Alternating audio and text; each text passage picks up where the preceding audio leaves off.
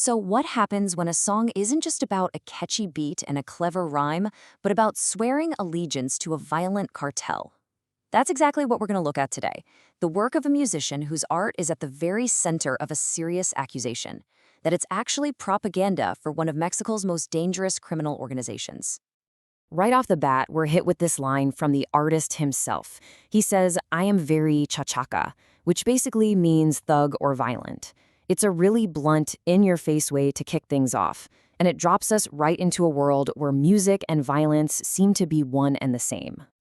Look, we all know music can be a powerful tool for spreading a message, right? From protest songs to national anthems. But what we're digging into here is a modern and, frankly, a much more dangerous example of that. We're going to explore how lyrics, hidden codes, and rhythm can allegedly be turned into a weapon. All right, so what is the actual accusation here? It's incredibly direct. Let's break down exactly what the source material is claiming. Okay, first up, the man at the center of all this, an artist who goes by El Makabelico. He's part of a genre called the narco corrido, drug ballads. And these sounds have been around for a while, telling stories about the drug trade. But the claim here is that his work, well, it goes way beyond just telling a story. And then there's who he's allegedly tied to. The source material flat out links him to the Cartel Del Noreste, or CDN. And just so we're clear, this isn't some small-time crew. The source labels them a terrorist group, known for just extreme levels of violence in northern Mexico. And this right here is the absolute heart of the accusation. The idea that his music isn't just for entertainment. The claim is that it's actually active propaganda.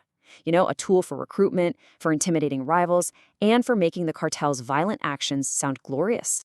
So to really see if that claim holds water, we've got to look at the evidence, right? We're going to deconstruct the lyrics from one of his most popular songs, El Chisquiado, to see what the words themselves are really telling us. What's so wild about this is the specific language he uses.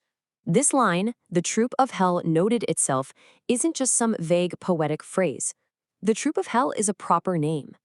And in this world, that name has a very, very specific and dangerous meaning. And there it is. Tropa del Infierno, or Hell's Troop, is the widely known name for the armed wing of the Cartel del Noreste. So the song isn't just alluding to some generic group of tough guys, it's literally name-dropping the cartel's own paramilitary force. There's no ambiguity there. And it gets even more specific. The lyrics are also jam-packed with what sound like these cryptic number codes. Like 3 and put a 5 on it, join it, it already marks. To you and me, that sounds like total nonsense. But this is a classic tactic for passing information within these groups. It's basically a language just for insiders. And this song is absolutely littered with these numbers. Our source material says these are not random at all. We're talking call signs, referring to specific commanders or units, like O4 is for a guy named Hugo, or O5 is for El Bebe. It's almost like you're listening in on their private radio channel. So, okay, we've got names, we've got codes, but beyond all that, the lyrics paint this incredibly graphic picture of what the cartel actually does day to day. This is where the storytelling turns into a catalog of violence. And I bring my horn of Lucifer. It sounds almost mythical, right? But it's actually a very well-known and chilling piece of slang. The horn of Lucifer is a nickname for the AK-47 rifle, famous for that curved magazine that looks like a horn. Oh, and it doesn't stop there. The song basically reads like an inventory for an armory. I mean, listen to this lineup. An AR-15, a rocket launcher, a .50 caliber rifle, and a Barrett sniper rifle. This isn't just bragging. It's a detailed list of serious military-grade weaponry. And then the lyrics shift from just having these weapons to explicitly bragging about how they're used in combat. Here, the song boasts about disabling an armored vehicle, a direct reference to getting into fights with rival cartels or even government forces. So when you put it all together, the song paints a crystal clear picture. It's a culture of constant warfare. It's talking about patrolling, ambushes, they call it topon, and this brutal, simple philosophy, kill or you die for sure. It's a portrait of life inside an armed conflict. Okay, so let's circle back to where we started. We have the accusation from our source material on one hand, and we have the actual lyrical content from the song on the other. How do they really line up?